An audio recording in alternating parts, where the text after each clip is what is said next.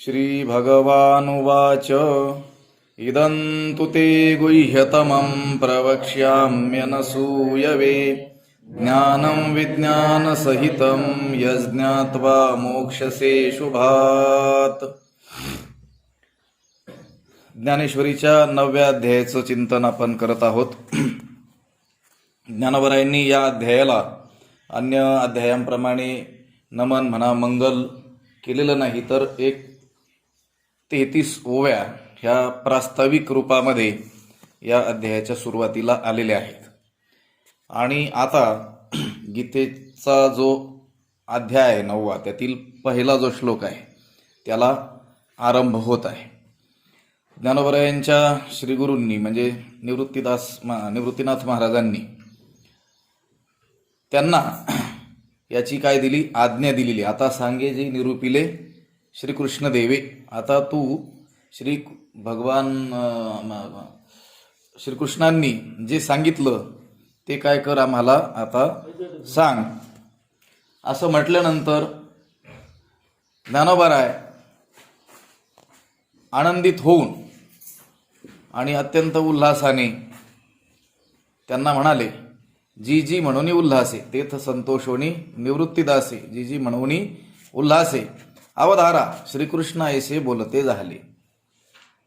भगवान श्रीकृष्ण अर्जुनाला असे म्हणाले असं ज्ञानोबरायांनी सांगितलं। आणि आता मुख्य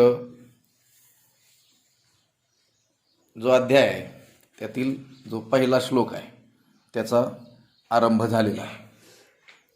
श्री भगवानुवाच म्हणजे श्री भगवान असे म्हणाले।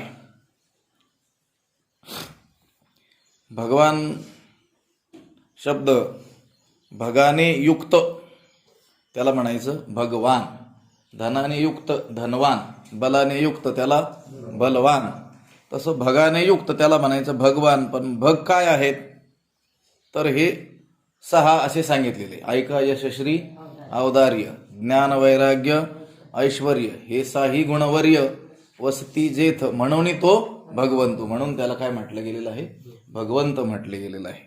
यश श्री औदार्य ज्ञान वैराग्य ऐश्वर्य हे गुणवर्य, हे 6 गुणवर्य, गुणामध्ये अत्यंत वरिष्ठ असलेले सर्वश्रेष्ठ असलेले हे 6 गुण भगवंताच्या ठिकाणी नित्य नांदतात, म्हणून त्यांना काय म्हटलं गेलेलं आहे, भगवान म्हटलं गेलेलं आहे। आणि असे भगवान श्रीकृष्ण असं म्हणाले, काय म्हणाले, इदं तु ते गुह्यतमं प्रवक्ष्याम्यनसूयवे ज्ञानं विज्ञानसहितं यज्ञात्वा मोक्षसे शुभात्। त्याचा अन्वय पाहूया। इदं तु गुह्यतमं विज्ञानसहितं ज्ञानं अनसूयवे ते प्रवक्ष्यामि यज ज्ञात्वा अशुभात मोक्षसे। त्याचा अर्थ काय होईल तर इदम म्हणजे हे, गुह्यतमं विज्ञानसहितं ज्ञानम हे अत्यंत गुह्य असलेलं, विज्ञानसहितं म्हणजे प्रपंच ज्ञानासह किंवा ब्रह्मानुभवासह, ज्ञानम जे ज्ञान आहे ते अनसूयवे ते प्रवक्ष्यामि म्हणजे दोषदृष्टी नसलेला तू, असूया नसलेला जो तू आहे, अर्जुनाला म्हणतात तुला मी हे काय करतो सांगतो। यज्ञात्वा जे जाणल्याने, अशुभात मोक्षसे अशुभ असलेल्या दुःखरूप असलेल्या या संसारापासून काय होशील, मुक्त होशील, असा या श्लोकाचा अर्थ आहे।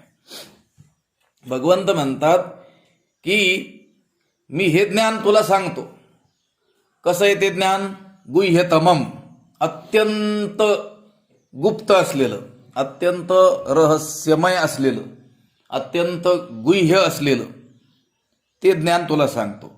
कशासह सांगतो, विज्ञानसहितम, त्याचे 2 अर्थ होतील। ज्ञानोबरायांनी प्रपंच ज्ञान असा अर्थ केलेला आहे आणि भगवान शंकराचार्यांनी अनुभव ज्ञान असा अर्थ केलेला आहे। आपल्याला आता ज्ञानेश्वरीचा विषय असल्यामुळं ज्ञानेश्वर महाराजांचा त्या पदाविषयी काय विचार आहे एवढंच पाहून आपल्याला पुढे जायचं. अर्जुनाला भगवान म्हणतात की मी हे ज्ञान तुला सांगतो. कसं आहे ते ज्ञान? अत्यंत गुह्य असलेलं ज्ञान तुला सांगतो. कशासह सांगतो? प्रपंच ज्ञानासह तुला ते ज्ञान सांगतो. तू कसा आहेस? अनसूयवे म्हणजे असूयारहित असलेला, मत्सर रहित असलेला, दोष रहित असलेला, निर्दोष असलेला तू जो आहेस अर्जुन, तुला ती मी सांगतो. कशासाठी सांगतो? कारण जे जाणल्याने यज ज्ञात्वा, ते ज्ञान जाणलं असता अशुभात मोक्षसे, अशुभ असलेल्या दुःखरूप असलेला हा जो संसार आहे याच्यापासून तू काय होशील? मग मुक्त होशील, असा याचा काय आहे अर्थ आहे. याचा खूप मोठा विस्तारही आहे, कारण हा जो श्लोक आहे याच्यामध्ये अनुबंध चतुष्टय सांगितलेला आहे. शब्द परिचयाचा आहे ना, अनुबंध चतुष्टय. चतुष्टय म्हणजे 4 आणि अनुबंध म्हणजे ज्याच्या ज्ञानाने मुख्य ग्रंथात प्रवेश होतो त्याला अनुबंध असे म्हणतात. ते 4 आहेत. कोणते कोणते? अधिकारी, विषय, प्रयोजन आणि संबंध. ते ह्या एका श्लोकातच सांगितलेले आहेत. अधिकारी कोण? विषय काय आहे? प्रयोजन म्हणजे फळ काय आहे?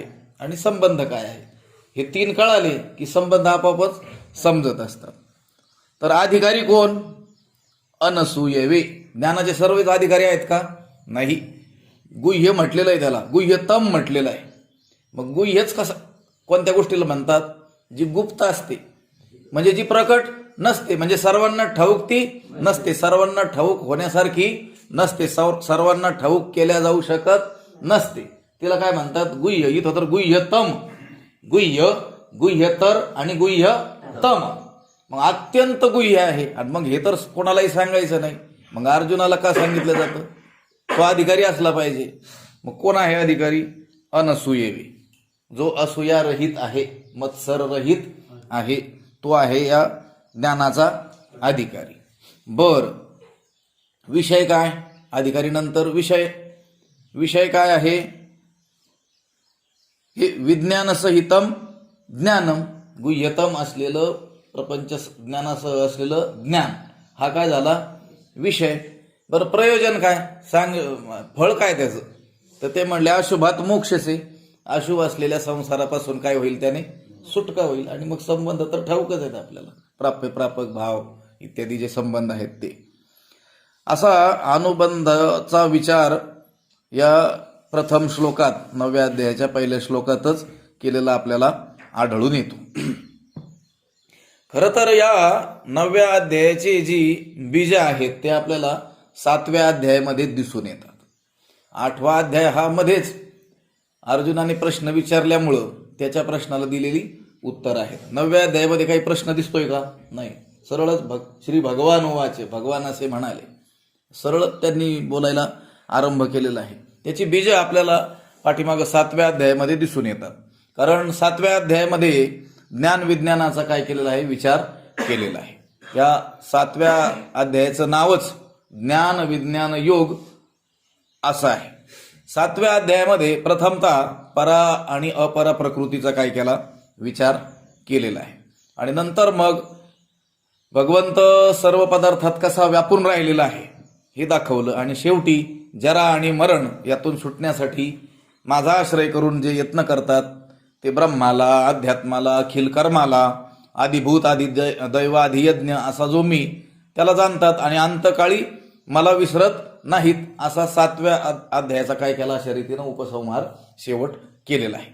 पण हे भगवंत ज्यावेळेस सांगत होता त्यावेळेस अर्जुनाचं लक्ष नसल्यामुळं पुढचा 8वा अध्याय सांगावा लागला. लक्षात आलं का? मागच्या प्रवचनात जर लक्ष दिलेलं नसेल तर पुन्हा प्रवचन त्याच्यावर करावं लागतं. तसं 7व्या अध्यायात भगवंत हे सर्व सांगत असताना अर्जुनाचं लक्ष नसल्यामुळं पुढं 8वा अध्याय सांगणं भगवंताला भाग पडलं होतं. तव ये शब्द कुपिके तळी नोडवेची अवधानाची अंजुळी, जे नावेक अर्जुन तयवेळी मागायची होता. शब्द कुपिके तळी म्हणजे शब्दाचा नळ, पाण्याचा नळ जसा चालू आहे तसं भगवंताचा धो धो धो धो वाहत होता. आणि त्यावेळेस नोडवेची अवधानाची अंजुळी. अवधान म्हणजे लक्ष, म्हणजे एकाग्रता पूर्वक श्रवण करणं, हे जे अवधान आहे त्या अवधान रूपी अंजुळी ती काय झाली, नोडवेची तिथपर्यंत गेलीच नाही, म्हणजे तिथपर्यंत नेलीच नाही. आपल्याला जर नळाचं पाणी प्यायचं असेल तर काय करावं लागतं, असं ओंजळ त्याच्या खाली गेली पाहिजे. पण त्या अर्जुनाची अवधान रूपी म्हणजे लक्ष रूपी ओंजळ तिथपर्यंत त्याने नेलीच नाही आणि ते भगवंताचं नळातून पाणी पडावं त्याप्रमाणे धो धो शब्द काय झाले, पडून गेले. ते जे नावेक अर्जुन ते वेळी मागाची होता. काय झालं, तो माग होता. आपण नळापासून थोडं बाजूला असलो, नळ चालू असला तर ते पाणी काय होतं, जसं वाया जातं, तसं भगवंत ज्यावेळेस 7व्या अध्यायामध्ये या सर्व गोष्टींचा विचार सांगत होते त्यावेळेस अर्जुनाचं थोडंसं लक्ष बाजूला गेलेलं असल्यामुळं त्याला पुन्हा प्रश्न निर्माण झाले आणि त्या प्रश्नाचं उत्तर देण्याकरिता 8वा अध्यायामध्येच सांगावा लागला. नाहीतर मग आता हा जो 9वा अध्याय आहे इथं आता हा जो विचार आलेला आहे सुरुवातीला ज्ञानम विज्ञान सहितम, हा कुठं आहे, याची बीज 7व्या अध्यायामध्ये आहे. 8वा अध्याय मी म्हटलो त्याप्रमाणे प्रसंगोपात मध्येच काय झालेलं आहे, उत्पन्न झालेलं आहे. 7व्या अध्यायातील जो 12वा श्लोक आहे, ये चैव सात्विका भावा राजसास्तामसाश्च ये मत्त एवेति तान विद्धी नत्वहन ते श्रुते मयी. इथं पुढे येणारच आहे. काल परवा यांना भेटलो होतो त्यावेळेस त्यांनी सांगितलं की 15वा अध्याय त्याची सुरुवात आणि 9व्या अध्यायातील काही हे थोडंसं लोकांना काय होतं, कठीणच जातं. समजून सांगणाऱ्यालाही थोडंसं कठीण जातं आणि समजून सांगणाऱ्याने प्रयत्न केला तरी कळणाऱ्याला थोडासा भाग काय होतो, कठीणच जातो. आपल्याला त्या 15व्या अध्यायातील सुरुवातीचा भाग थोडासा काय झाला होता, कठीण गेला होता. तसा कठीण काळ थोडाच येणारच आहे पुढं अजून काही 4-6 दिवसानंतर. तर हा जो ज्ञान विज्ञानाचा विचार अन्वय व्यतिरेक पद्धतीनं भगवंताने तिथं 7व्या अध्यायात सांगितला, त्याचाच पुढचा भाग या प्रस्तुत असलेल्या 9व्या अध्यायातील मया ततमिदम सर्वम हा जो 4था श्लोक आहे त्या श्लोकापासून सांगणार आहे. पण त्या 4थ्याच्या अगोदरचे हे जे 2-3 श्लोक आहेत त्यातील ह्या 2 श्लोकातून भगवंताने अर्जुनाचं लक्ष वेधण्यासाठी ज्ञानाचं महात्म्य सांगितलेलं आहे. कारण भगवंताला माहित होतं की 7व्या अध्यायात त्यांनी लक्ष न दिल्यामुळं 8वा काय करावं लागला, सांगावं लागला. म्हणून मग आता तो 7व्यातील राहिलेला भाग सांगण्यासाठी आता याचं लक्ष आपल्याकडं वेधलं गेलं पाहिजे, याने अगदी एकाग्रतेनं हे श्रवण केलं पाहिजे. यासाठी भगवंत काय करतात, सुरुवातीच्या ह्या 2 श्लोकात ज्ञानाचं काय सांगणार आहेत, महात्म्य सांगणार आहेत. आणि 3ऱ्या श्लोकामध्ये याच्याविषयी जर शंका आली तर त्या शंकेचं काय दिलेलं आहे, उत्तर. आणि ज्ञान विज्ञानाचा विचार 4थ्या श्लोकापासून पुढं केलेला आहे. अर्जुनाची ऐकण्याची इच्छा वाढावी आणि पुढे सांगितल्या जाणाऱ्या ज्ञानाचे महत्त्व त्याला पटावे, एवढ्याकरिता भगवंत या आणि पुढच्या श्लोकातून म्हणजे 1ल्या आणि 2ऱ्या श्लोकातून ज्ञानाची स्तुती करतात. काय करतात, ज्ञानाची स्तुती. ज्ञान किती महत्वाचं आहे, ज्ञान किती श्रेष्ठ आहे हे जे सांगितलं जातं ते कशासाठी सांगितलं जातं, अगदी लक्षपूर्वक ऐकावं म्हणून. व्यवहारातील कुठली गोष्ट त्या गोष्टीकडं माणसाने आकर्षित व्हावं म्हणून अगोदर त्या गोष्टीचं काय केलं जातं, महत्त्व पटवून दिलं जातं ना, ज्याला आज आपण काय म्हणतो, जाहिरात म्हणतो की नाही, लक्षात आलं का. त्या जाहिरातीच्या माध्यमातून आपल्यावरती काय बिंबवलं जातं की ही जी वस्तू आहे ही तुमच्यासाठी किती महत्वाची आहे. ती जाहिरात जर वारंवार माणसाने पाहिली तर ती आपल्याला उपयोगी नसलेली गोष्ट, अत्यंत आवश्यक नसलेली गोष्ट सुद्धा खरेदी करण्याकरिता मनुष्य तात्काळ प्रवृत्त होतो. लक्षात आलं का.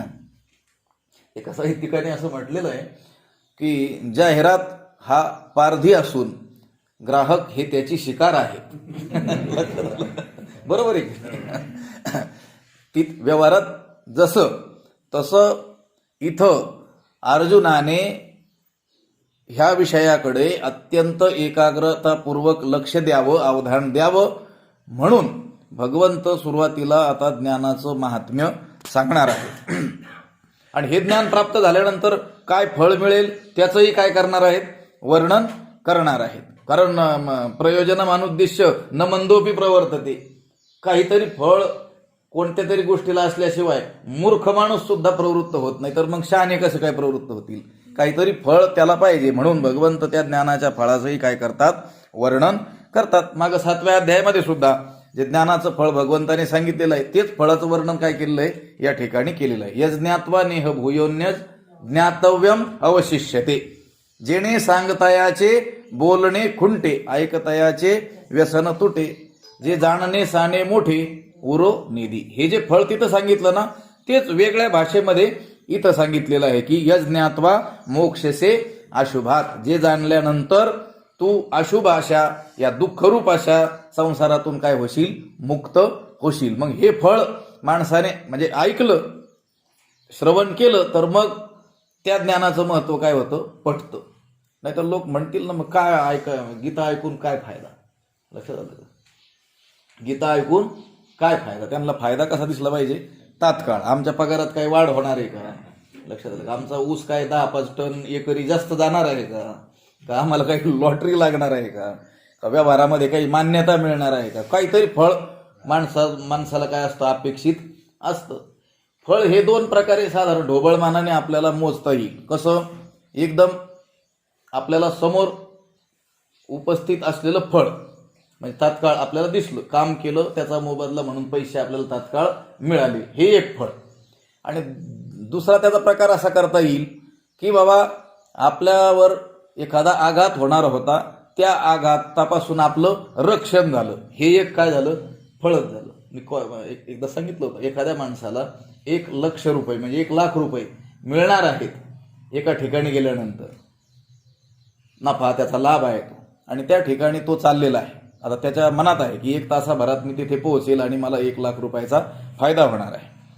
आता रस्त्याने जात असताना घाटामध्ये अशी विचित्र परिस्थिती आली की अपघात झाला आणि त्याच्या अगदी समोर चाललेली जी गाडी आहे त्या गाडीवरील लोकांचा अपघात झाला आणि अगदी थोडेसे 1 सेकंदाच्या, अर्ध्या सेकंदाच्या फरकाने हे काय झाले, वाचले.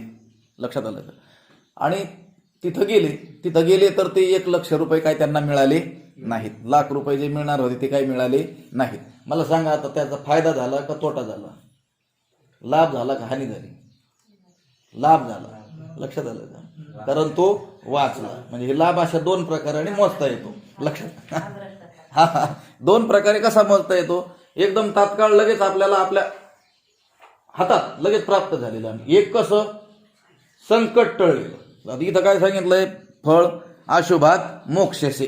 काही मिळालं असं नाही, तर अशुभ अशा संसारापासून काय होईल, तुझी मुक्ती होईल. कोणतं काय ना फळ माणसाला हवं असतं, आणि त्या फळाचं वर्णन ऐकल्यानंतर मनुष्य त्या गोष्टीकडे, ती गोष्ट करण्याकडे काय होतो, प्रवृत्त होतो. म्हणून भगवंताने या ठिकाणी या ज्ञानाच्या फळाचं देखील काय केलं, वर्णन केलेलं आहे. इदं तु ते गुह्यतमं प्रवक्ष्याम्यनसूयवे ज्ञानम विज्ञान सहितम यज्ञात्वा मोक्षसे अशुभात. श्लोकाची सुरुवात करताना भगवंताने येथे इदम हा शब्द वापरलेला आहे. इदम शब्दाचा अर्थ आहे हा, ही, हे. लक्षात आलं का? हा किंवा ही किंवा हे. जवळची वस्तू, इदमस्तु सन्निकृष्टे, जवळ असलेल्या वस्तूचा निर्देश करण्याकरता हा मोबाईल, हा ग्रंथ, हे पुस्तक, हे व्यासपीठ असं दाखवलं जातं. हा मनुष्य असं जे दाखवलं जातं. इदम शब्दाचा अर्थ आहे हा किंवा हे. व्यवहारामध्ये ज्यावेळी कोणतीही वस्तू साक्षात इंद्रियांच्या संबंधात येते, इंद्रियांचा साक्षात ज्या वस्तूशी काय होतो, संबंध होतो, सन्निकर्ष होतो, त्यावेळी त्या वस्तूचं काय होतं, आपल्याला प्रत्यक्ष ज्ञान होतं. आता समोर जर प्रत्यक्ष मनुष्य आला तर हा विठ्ठल आहे हे मला काय झालं, त्याचं प्रत्यक्ष ज्ञान झालं. किंवा तो आत्ता रस्त्याने येऊ लागलेला आहे, तुम्ही पाहिलंय त्याला, परंतु माझं तोंड इकडं असल्यामुळं मी पाहिलं नाही. तुम्ही सांगितलं विठ्ठल आला, आता विठ्ठल आल्याचं ज्ञानही मला झालं, पण ते आता कसं झालं, शब्दाच्या द्वारे झालं. लक्षात आलं का? आता माझ्या इंद्रियांचा त्याच्याशी सन्निकर्ष झाला का कुठल्याही प्रकारचा नाही. तुम्ही सांगितलेला शब्द तो मी ऐकला आणि तो आल्याचं मला काय झालं, ज्ञान झालं. मला सांगायचं काय, प्रत्यक्ष ज्ञान कशाला म्हणतात, तर इंद्रियांचा त्या वस्तूशी, त्या पदार्थाशी साक्षात काय झाला, संबंध आला, सन्निकर्ष झाला, तर त्या होणाऱ्या ज्ञानाला काय म्हटलं जातं, प्रत्यक्ष ज्ञान म्हटलं जातं. या प्रत्यक्ष ज्ञानामध्ये हा घट आहे, हा पट आहे, हे पुस्तक आहे, याप्रमाणे काय होत असतं, ज्ञान होत असतं. परंतु इथं जो इदम शब्द वापरलेला आहे ना, तो इदम शब्द घट, पट, पुस्तक इत्यादी विषयाचे ज्ञान निर्देशित करीत नाही. तर कोणतं ज्ञान निर्देशित करतं? परमात्म्याचं जे अपरोक्ष ज्ञान आहे त्या ज्ञानाचं सूचन हा इदम शब्द करतो. हे ज्ञान आपल्याला जे वस्तूचं जे होत असतं ते कसं होत असतं? बाह्य वस्तूचं. तर कोणत्याही वस्तूचं ज्ञान होत असताना मग ते घटज्ञान असो, पटज्ञान असो, मनुष्याचं ज्ञान असो, पुस्तकाचं ज्ञान असो, ते ज्ञान हा घट आहे, हा पट आहे, हे पुस्तक आहे असं द्वैतजन्य होत असतं. कारण त्यामध्ये द्रष्टा, दृश्य, दर्शन, ज्ञाता, ज्ञेय, ज्ञान अशी काय असते? त्रिपुटी असते. आपल्याला जे होतं प्रत्यक्ष ज्ञान त्यामध्ये ही त्रिपुटी असते. कारण ज्ञेय म्हणजे ज्याला जाणायचंय ते, आणि ज्ञाता म्हणजे जो जाणणारा आहे तो, हे ज्ञेय ज्ञात्यापासून नेहमीच काय असतं? भिन्न असतं व्यवहारामध्ये. आता हा मोबाईल आहे, हे ह्या वस्तूचं मला जे ज्ञान झालं याच्यामध्ये ही वस्तू ज्ञेय आहे आणि मी ज्ञाता आहे. मी याच्यापासून नेहमीच काय आहे? वेगळाच आहे ना. हे पुस्तक आहे, हे पुस्तक ज्ञेय आहे, मी काय आहे? त्याला जाणणारा ज्ञाता आहे. म्हणजे ज्ञेयापासून ज्ञाता नेहमीच काय राहतो? वेगळाच राहतो. हे ज्ञान नेहमी काय असतं? द्वैतजन्यच असतं. म्हणून विश्वातील कुठल्याही वस्तूचं जे ज्ञान आपल्याला होतं ते द्वैतजन्यच आहे. तेही इदम शब्दानेच आपल्याला दाखवण्यात येतं. हा, ही, हे या रूपानेच काय केलं जातं? आपल्याला ते अशा रीतीनेच होतं. परंतु या ठिकाणी जो ज्ञानाचा विषय आहे तो बाह्य वस्तू नाहीये. पुस्तक, घट, पट, मठ हे हा अशा वस्तू ह्या ज्ञानाचा विषय नाहीत. इथं जे ज्ञान सांगितलेलं आहे, मग काय आहे ज्ञानाचा विषय? तर इंद्रिय, मन, बुद्धी याच्याही पलीकडे असलेला जो परमात्मा आहे त्या परमात्म्याच्या स्वरूपाचं ज्ञान आहे. बघा, ज्याप्रमाणे माणसाला आपल्या स्वतःचा जो चेहरा आहे तो अत्यंत जवळ असूनही तो कधीच पाहता येत नाही. तो साऱ्या जगातील लोकांचे चेहरे पाहतो, त्या सर्व चेहऱ्यांचं त्याला ज्ञान होतं, पण स्वतःच्या चेहऱ्याचं ज्ञान होत नाही. बाकीचे सर्व चेहरे त्याच्यापासून काय आहेत? बाजूला आहेत, तरी देखील त्यांचं ज्ञान होतं. त्याचा स्वतःचा चेहरा त्याचं काय आहे? त्याचं स्वतःचं स्वरूपच आहे, म्हणजे देहदृष्टीनं, पण तरी देखील त्याला तो पाहता येत नाही. प्रत्यक्ष पाहता येत नाही बरं का. आरशामध्ये पाहतो ते आपलं काय असतं? प्रतिबिंब असतं. प्रत्यक्ष पाहणं वेगळं आणि प्रतिबिंब पाहणं वेगळं. लक्षात आलं का? आता आरसा आहे आणि आरशामध्ये आपण आपलं प्रतिबिंब पाहतो. त्याच वेळेस आरशाच्या बाजूला एक मनुष्य उभा आहे आणि त्यालाही पाहतो. तर त्या मनुष्याला जे पाहतो ते आपण प्रत्यक्ष पाहतो आणि आपलंच आपल्याला आरशात पाहतो ते काय असतं? फक्त प्रतिबिंब पाहणं आहे. लक्षात आलं का? कारण आपण जर त्या माणसाला जर आघात करायचा असेल, त्याला चापट मारायचं असेल तर त्याला मारू शकतो. त्या प्रतिबिंबाला मारता येईल का? नाही मारता येणार. लक्षात आलं का? मनुष्य सर्व लोकांचे चेहरे पाहू शकतो, पण स्वतःचा चेहरा त्याचं स्वरूप असूनही त्याला पाहता येत नाही. ती म्हण काखेत कळसा आणि गावाला वळसा आहे ना. तुझं आहे तुझं पाश, बरी तू जागा चुकलास. याप्रमाणे मनुष्य काय करतो आहे? जे शोधत आहे ते काय आहे? त्याच्या जवळच आहे. ज्याचा शोध घेतोय ते काय आहे? त्याच्या जवळच आहे. जवळ म्हणजे त्याचं काय आहे? स्वरूपच आहे. अनंत जन्म जरी त्याने हे बाहेर शोधलं तरी स्वतःचं स्वरूप त्याला सापडेल का? नाही. पाठीमागं उदाहरण इथंच सांगितलं ना, त्या म्हातारीचं सुई शोधत होती बाहेर दिव्याखाली, मोठ्या लाईट खाली. हरवली कुठं होती? घरामध्ये. आणि शोधत कुठं होती? दिव्याखाली, बाहेर असलेल्या. आता किती जन्म शोधलं तर ती सुई सापडेल? दुसरी सुई ठेवावी लागेल, मग ती सापडली असे म्हणेल. मग ती हरवली ती काही सापडणार नाही. लक्षात आलं का? कारण जिथं हरवलंय तिथं शोधलं तरच ते काय होणार आहे? तिथं सापडणार आहे. मग अनंत जन्म जरी आपण बाहेर शोध घेतला तरी ते आपल्याला सापडणार नाही. कारण मनुष्याची जी स्वाभाविक प्रवृत्ती आहे ती काय आहे?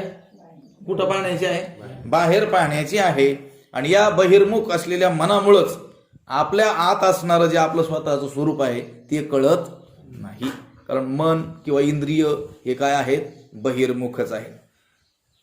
पाठीमागं कठोपनिषदाला मंत्र मी सांगितला होता, परायंची खाणी व्यतृणत स्वयंभूस तस्मात परांग पश्यती नांतरात्मन कश्चित धीर प्रत्यगात्मानमैक्षत आवृत्त चक्षुः अमृतत्वम इच्छन. या देवाने, या परमात्म्याने स्वयंभूनं ही इंद्रियच काय केलेली आहेत? बहिर्मुख बनवलेली. त्यामुळे यांची धाव कुठं आहे?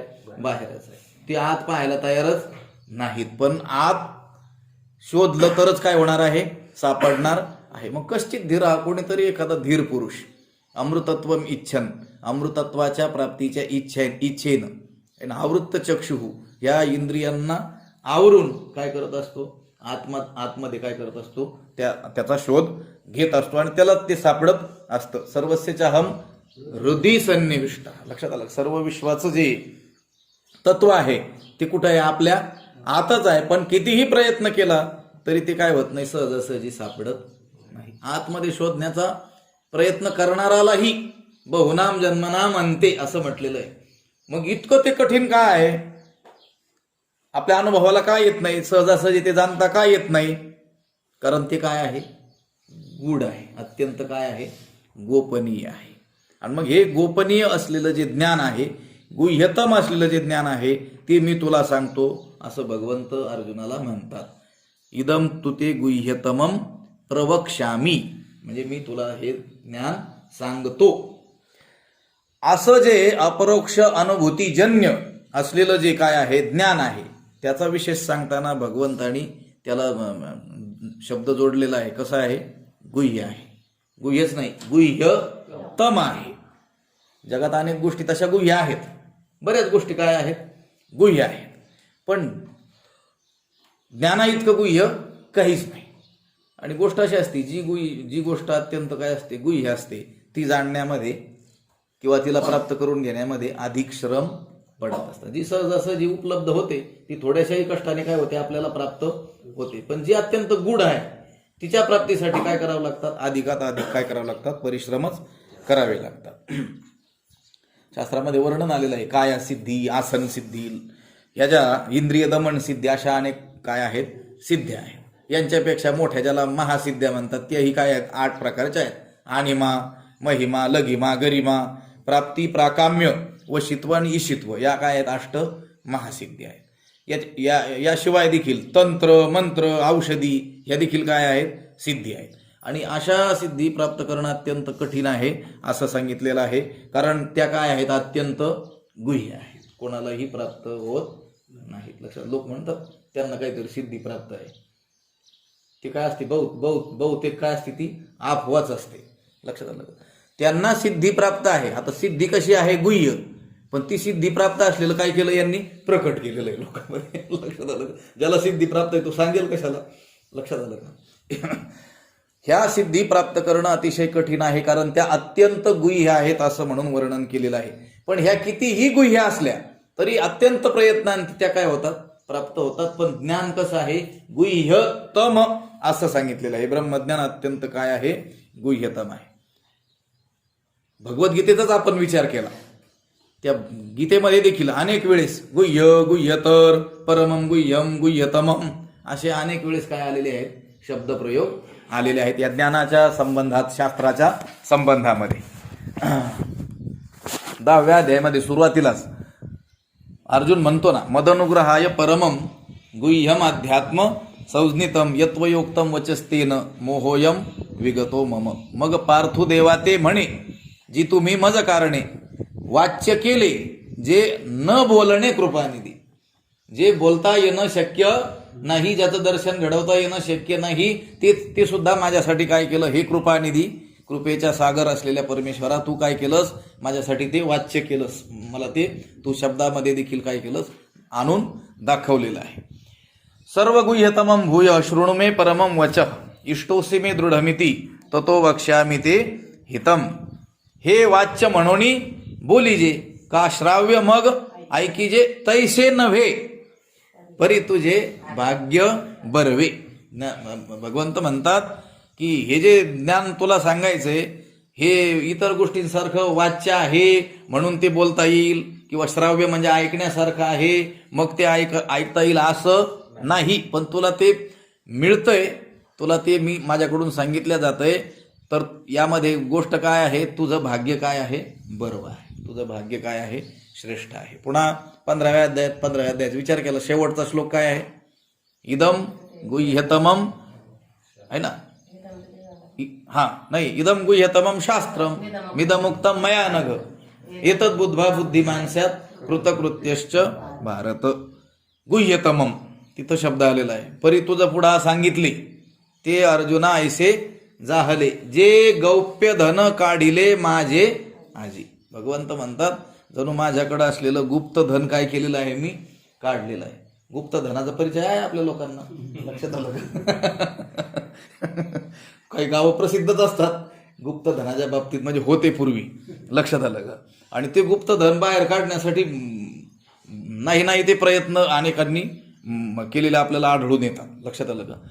त्याला गुप्तधन का म्हटलं गेलं, ते दिसत नाही ना, ते रहस्यमय पद्धतीनं तिथं ते काय केलं असतं, ठेवलं गेलेलं असतं, लक्षात आलं का. म्हणून तर त्याला काय म्हणत असतात, गुप्तधन. भगवंत काय म्हणतात, हे ज्ञानरूपी गुप्तधन माझं असलेलं ते गुप्तधन काय केलं, काढिले, जे गौप्य धन काढिले माझे आजी. अजून एका ठिकाणी गुप्तधन शब्द आलेला आहे ज्ञानेश्वरीमध्ये 18व्या अध्यायात शेवटी इति ते ज्ञानमाख्यातम गुह्यात गुह्यतरम मया विमृशैतदशेषेन यथेच्छसी तथा कुरु. हे गीता ज्ञान विख्यात सर्व वाङ्मयाचे मथित आत्मा जेणे हस्तगत रत्न होय. ज्ञान ऐशिया रूढी वेदांती जयाची प्रौढी वाणिता कीर्ती चोखडी पातली जगी बुद्ध्यादिके डोळसे हे जयाचे का कडवसे मी सर्व द्रष्टाही दिसे पाहला जया. आणि पुढं म्हटलंय ते हे गा आत्मज्ञान मज गौप्याचे ही गुप्त धन परी तू म्हणवणी आन केवी करू. तू आहेस म्हणून मग मी अन्यथा काय करणार, तुला ते सांगावंच लागतंय म्हटले. इथं गुप्त धन असं त्या ज्ञानाला शब्द आलेला आहे. अजून 2 ठिकाणी याचा विचार आहे. ये इदम परमम गुह्यम मद्भक्तेष्व भिधास्यती भक्तिमयी परांकृत्वा मामे वैश्यत्य संशय. आणि व्यासप्रसादात श्रुत्वा नेतद गुह्यमहम परम योगम योगेश्वरात कृष्णात साक्षात कथयत स्वयं. इतक्या ठिकाणी या ज्ञानाला याला काय म्हटलेलं आहे, गुह्य, गुह्यतम, गौप्यधन असं म्हटलं गेलेलं आहे. हे अत्यंत गोपनीय ज्ञान मी तुला सांगतो असे भगवान अर्जुनाला या ठिकाणी म्हणतात. इदम तुते गुह्यतमम प्रवक्ष्यामी. खरं तर हे गुह्य ज्ञान योग्य अधिकारी असलेल्या पुरुषाला दिलं तरच त्याचं काय होतंय, चीज होतंय, तरच ते काय होतंय, फळतंय. अयोग्य पुरुष त्याला जर हे ज्ञान दिलं तर त्याला ते ज्ञान देऊन फायदा नाही. त्या डॉक्टर महाराज सांगत असतात, म्हणजे न सोललेल्या नारळाचा माकडाला काय उपयोग आहे म्हटले, लक्षात आलं का. त्या माकड नारळ खाईल पण कधी त्याला ते फोडून दिलं तर. नाही तर मग जे नारळ सोललेलं नाही, ते ओलं असलेलं जे नारळ आहे ना, त्याला ते दिलं तर ते दिवसभरच थकलं तरी त्याला काही फायदा होणार, ते पाणीही पिता येणार नाही त्यातलं, ते नारळही त्याला खाता येणार नाही. म्हणजे अयोग्य पुरुषाच्या हाती हे ते ज्ञान दिलं तर त्याचा उपयोग होणार नाही. आणि जो अधिकारी आहे, योग्य आहे, लायक आहे, त्याला मात्र ते ज्ञान दिलं तरच त्याचा काय होणार आहे, उपयोग होणार आहे. मग इतकं जे गुप्त रहस्यात्मक असलेलं जे ज्ञान आहे ते तर अधिकारी पुरुषाला दिलं पाहिजे ना. अहो साधारण व्यवहारातील ज्या गुप्त गोष्टी असतात त्या सुद्धा सर्वांसमोर प्रकट केल्या जात नाही. त्या लायकीचा माणूस आला तरच त्याला सांगण्यात येतं. त्याला म्हणतात ना, तुला म्हणून मी सांगतो, लक्षात आलं का. त्या स्त्रियांमध्ये असतं तुला म्हणून सांगते, पण ते सगळीकडे सांगतात, त्याला नाही म्हणायचं.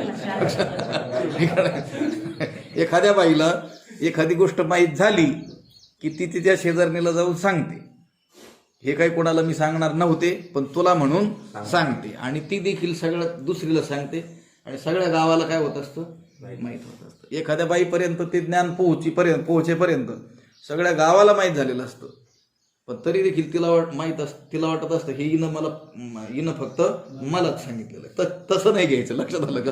व्यवहारातील प्रपंचातील ज्या काही गुप्त गोष्टी आहेत त्या सुद्धा सर्वांसमोर प्रकट केल्या जात नाही. बघा, राजाचं रहस्य असतं, देशाचं काय असतं, एक रहस्य असतं, एक गुह्य असतं.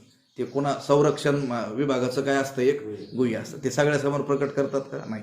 या सैनिकांना इतकं कठोर त्याला सराव त्याच्याकडून करून घेतलेला असतो, ट्रेनिंग दिलेली असते की जरी तो शत्रूच्या ताब्यात सापडला आणि त्यांनी मरण यातना दिल्या तरी देखील आपल्या देशाचे रहस्य त्यांच्या समोर प्रकट करायचे नाहीत. आपला दारुगोळा कुठं आहे, गुप्त रस्ते कुठून आहेत, हे तो सैनिक त्या शत्रूने अगदी त्याला मारलं, आणि मारलं म्हणजे अत्यंत यातनापूर्वक मारलं, तरी देखील तो ते रहस्य कधीही प्रकट करत नाही. लक्षात आलं, कारण ते प्रकट करायचे नसतात कुणाही समोर.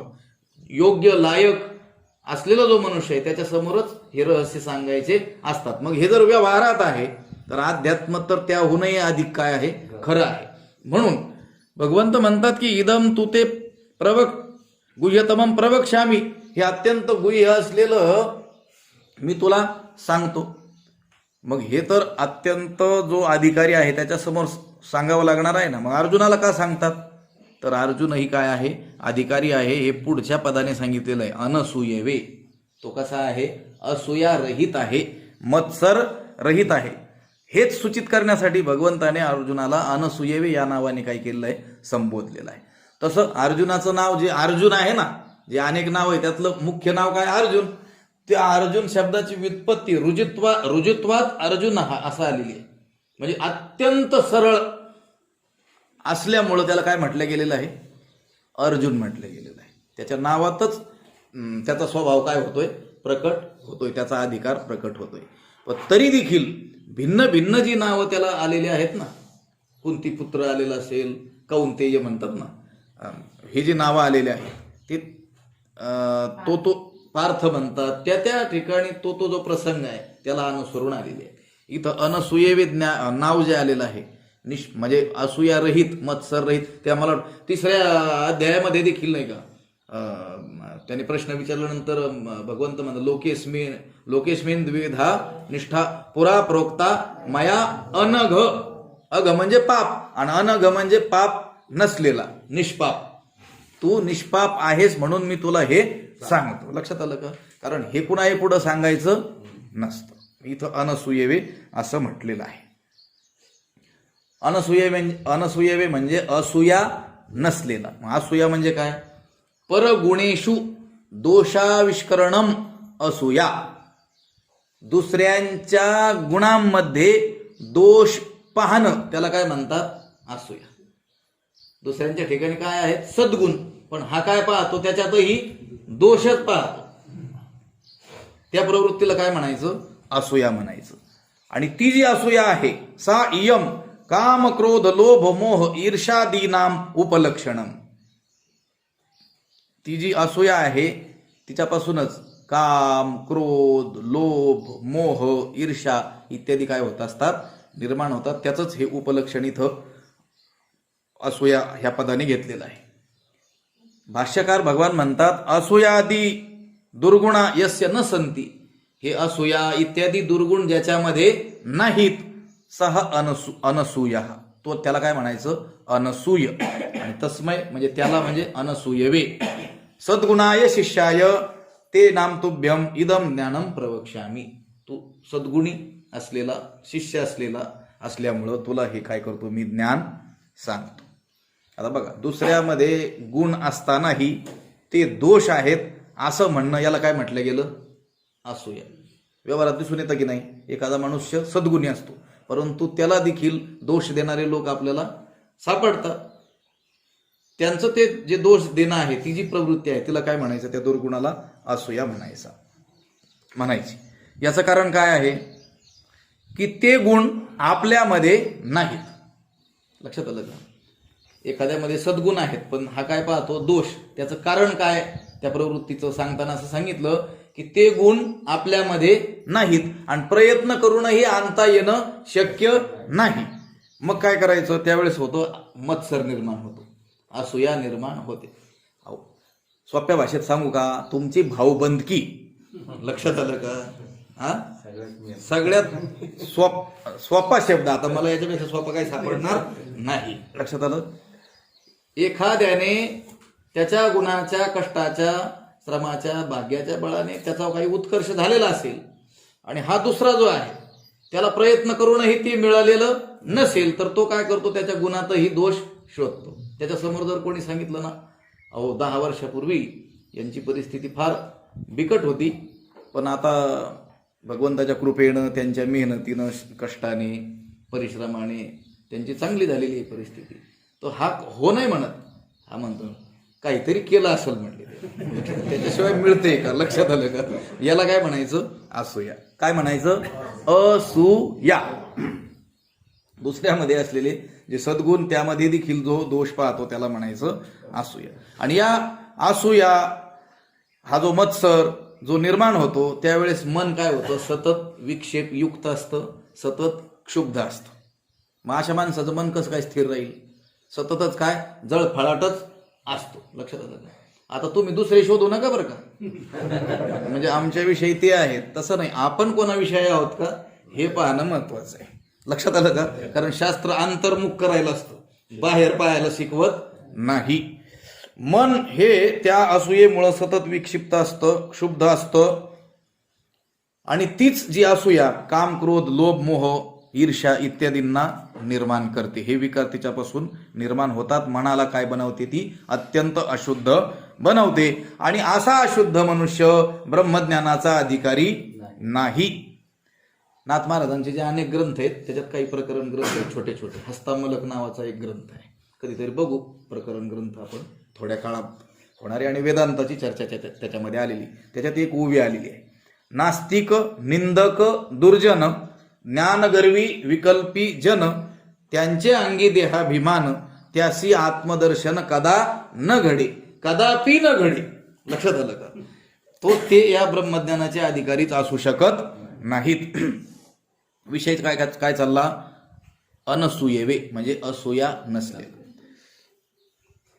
भगवान दत्तात्रयांच्या वडिलांचं नाव काय आहे? दत्त जयंती करता की नाही? हात्री. आणि आईचं नाव काय आहे? अनुसया म्हणतो ना आपण, पण ते नाव कसं आहे? अनसूया. आपण नकाराला उकार जोडतो. लक्षात आलं का? उकार कुठं आहे? य. अनसूया म्हणजे जिला कोणाचीही असूया नाही, असूया रहित असलेली. म्हणून तर मग त्यांच्या पोटी जन्म होतो. कोणाचा? दत्त. दत्त म्हणजे ज्ञान. ज्ञान कुठं जन्माला येतं? अनसूयेच्या पोटी. अजून कोणाच्या पोटी? अत्रि ऋषीच्या पोटी. त्रि म्हणजे 3 गुण, अ म्हणजे नाही, गुणातीत. लक्षात आलं का? 3 गुणात जो सापडलेला नाही. आणि दुसरी कोण? अनसूया. यांच्या पोटी कोणाचा जन्म झाला? दत्ताचा. दत्ताचं म्हणजे भगवान दत्ताचं. बरं लक्षात आलं का? दत्त म्हणजे ज्ञान. ज्ञान जर आपल्याला प्राप्त व्हायचं असेल तर आपल्यालाही काय व्हावं लागेल? आपणही काय असावं लागेल? अनसूया, असूया रहित. आपण सर्वांचा मत्सर करायचा आणि आपल्या पोटी दत्त कसं काय जन्माला येतील? दत्तांना 3 तोंड आहेत ना. 3 तोंडाचे दत्तात्रय नाही जन्माला यायचे, 10 तोंडाचा. लक्षात आलं का? विषय चाललाय अनसूयवे. इदम तु ते गुह्यतमम प्रवक्ष्याम्यन सूयवे. असूया ज्याच्या मनात असेल तो या ब्रह्मज्ञानाचा अधिकारी नाही. आणि ज्याच्या मनामध्ये असूया नाही तो शुद्ध निर्मळ मनाचा जो आहे त्याचं मन सत्वगुणप्रधान आहे. आणि अशा मनामध्येच दैवी संपत्तीचा काय झालेला आहे? उत्कर्ष झालेला आहे. तोच या गुह्यतम असलेल्या ज्ञानाचा काय आहे? अधिकारी आहे. त्या आता आत्रींचं नाव घेतलं, त्यांची स्मृती आहे आत्री स्मृती. जसं याज्ञवल्क्य स्मृती, वशिष्ठ स्मृती, मनुस्मृती, तशी अत्री स्मृती त्यांचा ग्रंथ आहे. त्याच्यात त्यांनी अनसूया कोणाला म्हणायचं ते सांगितलेलं आहे. लक्षात आलं का? न गुणान गुणिनो हंती स्तौती मंद गुणानपि नान्य दोषेषु रमते सानसूया प्रकीर्तिता. तिला म्हणायचं अनसूया. कुणाला? जिच्यामध्ये किंवा ज्याच्यामध्ये काय आहे? 3 गुण, 3 प्रकारचे हे आहेत. हे 3 लक्षण आहेत. कोणते कोणते? न गुणान गुणिनो हंती म्हणजे दुसरा गुणवान आहे तर त्याच्या गुणाचं हा खंडन करत नाही. त्याच्या समोर त्या माणसाच्या गुणाचं कोणी वर्णन केलं तर तो काय म्हणतो? हो बरोबर आहे, ते सद्गुणीच आहेत, त्यांच्यात ते चांगल्या प्रकारचे गुण आहेत. लगेच दोष द्यायला सुरुवात करत नाही. नाही माहिती आहे आम्हाला त्यांनी काय केलेलं आहे म्हणून, तसं म्हणायचं नाही. असं जो आहे. पुन्हा एखाद्यामध्ये थोडे गुण असले तरी देखील त्याची जो प्रशंसा करतो, परगुण परमाणुम पर्वती कृत्य नित्यम, थोडा जरी त्याच्यात गुण असला तरी देखील त्याची काय करतो? जो प्रशंसा करतो. आता महात्म्या लोकांचं तुम्ही सानिध्य अनुभवलेलं असेल. आपल्यामध्ये कुठल्याही प्रकारचा गुण नसताना, त्यांच्या तुलनेनं 1% नसताना, 1 अंशही नसताना आपली मात्र ते काय करत असतात? स्तुती करत असतात. आपण जर सांगितलं बाबा आम्ही ज्ञानेश्वरीचं पारायण आता श्रावणात करतो तर इतकी ते स्तुती करतात. त्यांच्या आपण पुढं बसण्याच्याही योग्यतेचे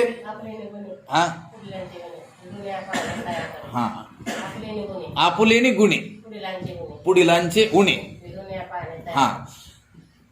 आपल्या स्वतःच्या गुणांच्या बळाने दुसऱ्यामध्ये काय दोष आहेत ते न पाहता तो दोष दूर करून त्यात असलेल्या सद्गुणांचंच ते काय करतात, थोड्याशाही गुणांचं काय करतात, ग्रहण करतात, त्याच्यामध्ये गुण पाहतात. महात्मे तर जो निर्गुण आहे त्याच्यातही काय पाहतात, गुणच पाहतात. अत्यंत निर्गुण जाऊ द्या, दुर्गुणी असलेल्यातही काय पाहतात, गुण पाहतात. थोडेही जरी गुण असले तरी त्याचीही जो काय करतो, प्रशंसा करतो.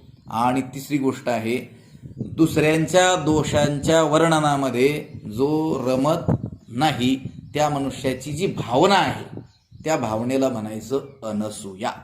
काय काय पाहिजे, गुणवानांच्या गुणांचं खंडन करायचं नाही, थोडे जरी गुण असले तरी त्याची प्रशंसा करायची. आणि तिसरी गोष्ट, दुसऱ्याच्या जरी दोष असला, तो दोषी असला तरी त्याच्या दोषाचं वर्णन करायचं, चर्चा करायची नाही, चावडीमध्ये बसायचं नाही. लक्षात आलं का? कारण तिथं काय केलं जातं, चावडी. आणि ते 4-6 बसलेल्या लोकांना शब्द असतो चांडाळ चौकडी. लक्षात आलं का? चांडाळ दुसरं बोलतील तरी काय, लक्षात, त्याला म्हणायचं अनसूया. आणि भगवंत इथं अर्जुनाला म्हणतात, तू कसा आहेस, अनसूयवे. इदम तु ते गुह्यतमम प्रवक्ष्यामी, मी सांगतो पण तू कसा आहे म्हणून सांगतो, अनसूयवे. आणि ते ज्ञान कसं सांगणार आहे, ज्ञानम विज्ञान सहितम, म्हणजे प्रपंच ज्ञानासह हे ज्ञान मी तुला सांगणार आहे. जे जाणल्याने यज ज्ञात्वा मोक्षसे अशुभात, यज ज्ञात्वा अशुभात मोक्षसे, जे जाणल्याने अशुभ अशा संसारापासून, संसार बंधनातून काय होणार, तुझी सुटका होईल, तुझी मुक्ती होईल. इथं अशुभ म्हटलेलं आहे ना संसाराला, कारण संसाराला कुठंच शुभ म्हटलेलं नाही. लक्षात आलं, संसाराचं वर्णन जिथं जिथं आलं तिथं तिथं त्या संसाराला असे काहीतरी विशेषणं जोडलेले आहेत. संसार प्रसिद्ध आहे पण कसा आहे, कुप्रसिद्ध आहे. लक्षात आलं का? या शास्त्रामध्ये देखील संसार काय आहे, प्रसिद्ध आहे. जसं भगवंताचं जिथं जिथं तिथं वर्णन आपल्याला आढळून येईल, संसाराचंही जिथं तिथं वर्णन आढळून येईल, पण काय म्हणून, कुप्रसिद्धी. जसा एखादा सज्जन मनुष्य देखील समाजामध्ये प्रसिद्ध असतो, तो सुप्रसिद्ध असतो. आणि एखादा डाकू, चोर, लुटेरा असा मनुष्य देखील काय असतो, प्रसिद्ध असतो, पण त्याच्या प्रसिद्धीला काय म्हणतात, कुप्रसिद्ध. लक्षात आलं का? सत्कीर्ती आणि अपकीर्ती, तीही कीर्तीच, तेही लोकांना ठाऊक असतं. लक्षात आलं का? पण त्याची ती प्रसिद्धी कशी असते, कुप्रसिद्धी. तसा हा जो संसार आहे, या संसाराची वर्णनं ठिकठिकाणी आढळतात आणि ती वर्णनं करताना त्याला वेगवेगळी विशेषणं जोडली जातात. लक्षात आलं? या कुप्रसिद्ध लोकांचं वर्णन करताना देखील वेगवेगळी विशेषणं जोडली जातात की नाही? लक्षात आलं? वेगवेगळे असतात, आता शोधावं लागतील ते काय काय असतात, हे घ्या. ह्या जिल्ह्यातले प्रसिद्ध दरोडेखोर, लक्षात आलं का? किंवा वेगवेगळं असं काही त्या शास्त्रामध्ये त्यांना एक पदवी दिलेली आहे. लक्षात आलं का? काय पदवी दिलेली आहे? दुसऱ्याला पीडा देण्याचं व्रतच ज्यांनी घेतलेलं आहे असं म्हटलेलं आहे. लक्षात आलं का? त्या साहित्यकाराने असं त्याचं वर्णन केलेलं आहे. लोक व्यसन दीक्षित असं म्हटलेलं आहे त्यांना. जसं हरिभक्त परायण, आचार्य, महामंडलेश्वर हे जोडलं जातं ना चांगल्या चांगल्या लोकांच्या पुढं, आहे की नाही? त्यांच्या पुढं गुरुवर्य वगैरे जोडलं जातं ना, त्या लोकांच्या पुढं काय जोडलं जातं माहिती आहे का? लोक व्यसन दीक्षित, म्हणजे लोक म्हणजे हे जगत.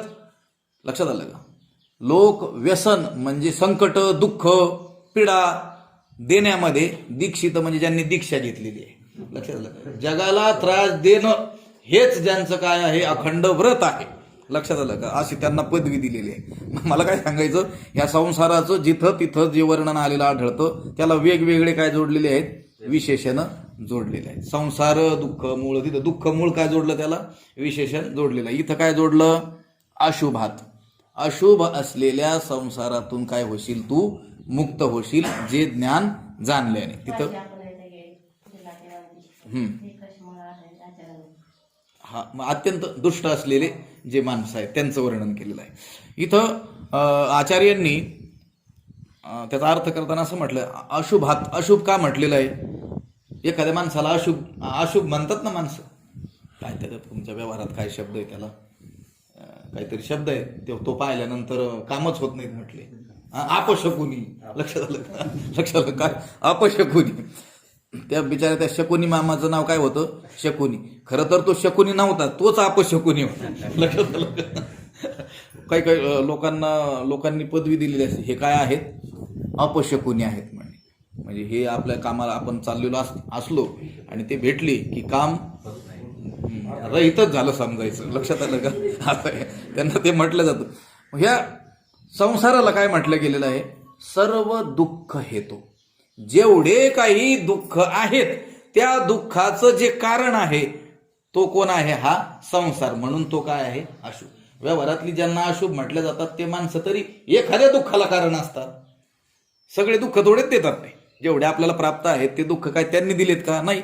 एखादं दुःख देण्याला ते कारण असतात, तरी देखील त्यांना काय म्हटलं जातं? अशुभ म्हटलं जातं. हा संसार तर काय आहे? जेवढे काही दुःख आहेत ते कोण देतोय? संसार. म्हणून त्याला म्हटलं गेलं संसार दुःख मूळ. दुःखाचं काय आहे ते? मूळ. मग मूळ जर दुःखाचं आहे तर त्याला आलेले फांद्या, खोडं, पानं, फुलं हे कशाचे असणार? आता एखादं झाड आहे, त्या झाडाचं मूळ कशा? कडुलिंबाच्या झाडाचं आहे. मग त्याचं खोड कशाचा असेल? मुलांना कशाचा असेल?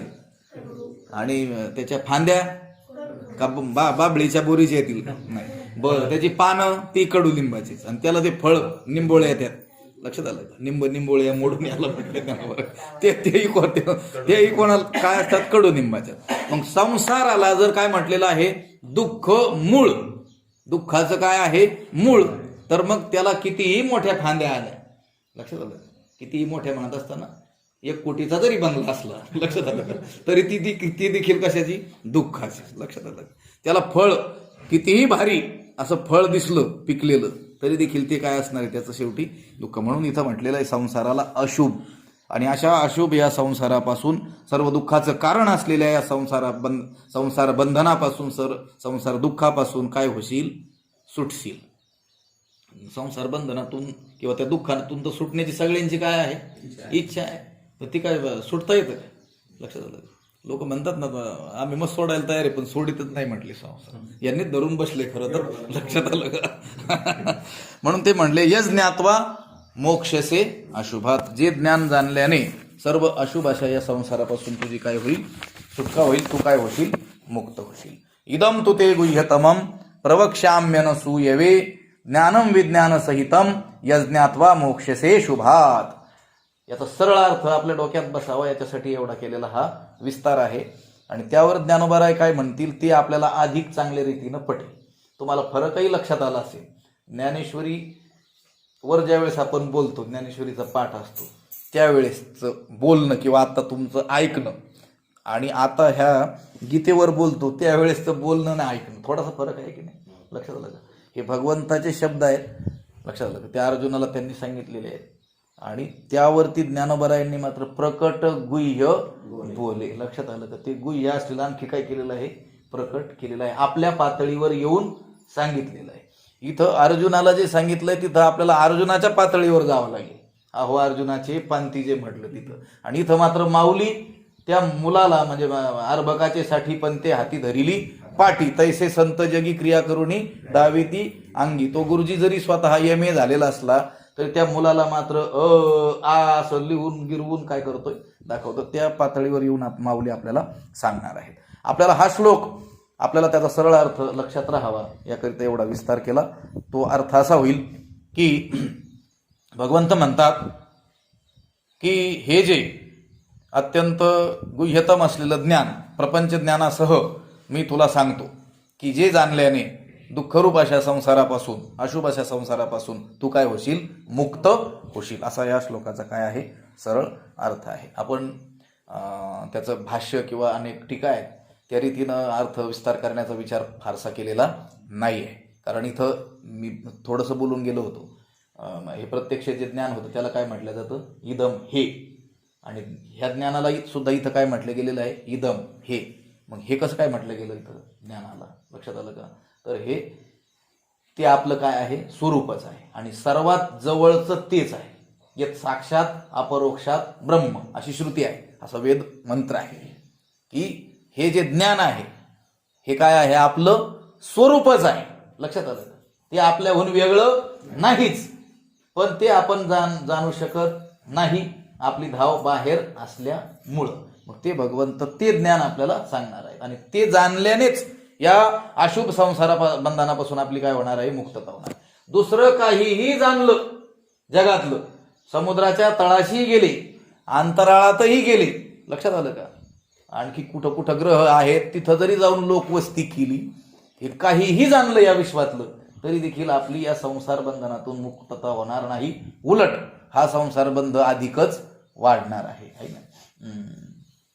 सुटायाचा काही करीतो उपाय, तो हो देखे पाय, ते हे देखे पाय गोविले. जेवढा जेवढा सुटायचा आपण प्रयत्न करू दुसऱ्या उपायांनी, तेवढं तेवढं आपण याच्यातच काय होईल, गुरफटून जाऊ. जे ज्ञाने विन एके, जे उपाय करीशी जितुके, ती तुका गुंफीशी अधिके रुखी. ज्ञानाशिवाय जेवढे काही प्रयत्न आपण या संसार वृक्षातून संसार बंधनातून सुटण्याचे करू, तेवढं आणखी काय होईल, ते बंधन वाढतच जाईल, त्यातून आपली सुटका होणार नाही. तमेव विदित्वा ती मृत्युमेती नान्यः पंथा विद्यते अयनाय. वेदाने सांगितलं आपल्याला या संसार बंधनातून या मृत्यूचं उल्लंघन करायचं असेल तर एकच उपाय आहे, तमेव विदित्वा. तम एव, त्यालाच, विदित्वा म्हणजे जाणून, म्हणजे त्याचंच ज्ञान. त्याचं ज्ञान म्हणजे इथं सांगण्यात येणार आहे ते ज्ञान. तमेव विदित्वा ती मृत्युमेती नान्यः पंथा, अन्यः पंथा न विद्यते. दुसरा काहीच मार्ग नाही. तुम्ही काही करा. आता त्या खूप श्लोक आठवू राहिलेत, पण आता आपल्याला काय फारसं लांबवायचं नाही. विवेक चुडामणी नावाचा एक प्रकरण ग्रंथ आहे आचार्यांचा, गुरु शिष्य संवाद रूपाने. कधी वेळ मिळाला किंवा आमचं सांगण्याचं भाग्य असेल तर त्यावेळेस त्याचा विचार केला जाईल. लक्षात आलं का. त्यांनी तिथं सांगितलेलं आहे, काहीही केलं ज्ञानाशिवाय तरी देखील आपल्याला या जन्म मृत्यूरूप संसार दुःखातून मुक्तता होणार नाही. म्हणून इथं सांगितलंय, इदं तु ते गुह्यतमं प्रवक्ष्याम्यन सूयवे. तुला ते मी ज्ञान सांगतो, पण का सांगतो, तू अनसूय आहेस म्हणून सांगतो, कोणालाही सांगायचं नाही. आता आताचा काळ सोडून द्या, फोनवर देखील सांगायचं नाही. लक्षात आलं का. आताच्या काळामध्ये क्षम्य आहे, कारण आता अकरणात मंद करणं श्रेय, नाही काहीच न करण्यापेक्षा काहीतरी करणं बरं. लक्षात आलं. दगडापेक्षा वीट मऊ, म्हणून हे थोडंसं क्षम्य राहील. पण हे जे ज्ञान आहे हे कोणाला सांगायचंय, अनसूयवे. आणि कोणाला नाही सांगायचं ते लो मोठा विचार आहे, ते 18व्या अध्यायात शेवटी येणार आहे. भगवंतांनी सांगून ठेवलेलं आहे हे. इदं ते ना तपस्काय ना भक्ताय कदाचन न चाशुश्रूषवे वाच्यम न च माम योभ्य सूयेती. तिथं काय शब्द आहे, असूया, असूयेती. लक्षात आलं का. जो असूया करतो त्याला हे सांगायचं नाही, म्हणजे जो असूया करत नाही, जो अनसूय आहे त्याला मात्र सांगितलं पाहिजे. इदं तु ते गुह्यतमं प्रवक्ष्याम्यन सूयवे ज्ञानं विज्ञान सहितं यज्ञात्वा मोक्षेसे अशुभात. याचा अर्थ एकदा सांगतो आणि थांबूया. भगवंत म्हणतात, हे जे अत्यंत गूढ, अत्यंत रहस्यात्मक असलेलं ज्ञान प्रपंच ज्ञानासह मी तुला सांगतो, की जे जाणल्याने दुःखरूप अशा संसारापासून तू मुक्त होशील. पुंडलिक वरदा श्री ज्ञानदेव तुकाराम.